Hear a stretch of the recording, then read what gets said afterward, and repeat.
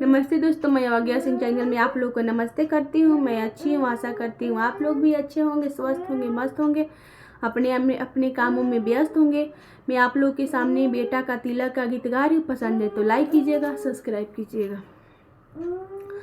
चौकानी बैठल कमन दुल्हा कुरुसी कमन पापा हो।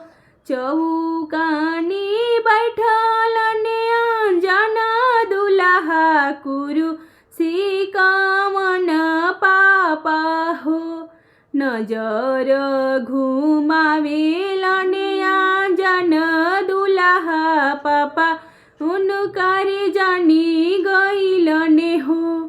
नजर घुमावेलन अंजन दुल्हा पापा उनकर जानी गइलन हो। ठीके कइनिया हो पापा, ठीके कइनी अब रूमे अच्छा कइनी हो। हमारो दुबियहवा दूरा देसे कइनी अब रूमे अच्छा कइनी हो। हमारो बियहवा दूरा देसे कइनी लंगा घर बियाह कइनी हो।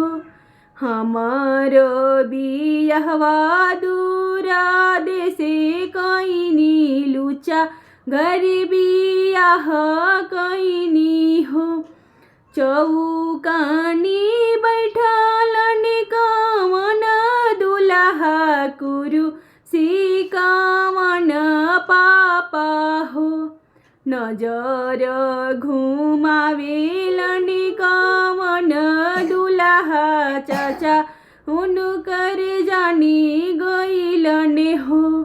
नजर घुमावेलन कमन दुल्हा चाचा उनकर जानी गइलन हो।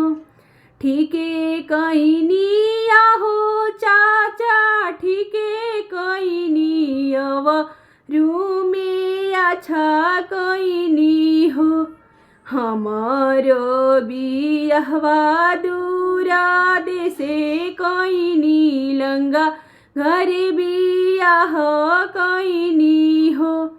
हमारो बियहवा दूरा देसे कइनी लुचा घर बियाह कइनी हो। हमारो बियहवा दूरा देसे कइनी नाना घर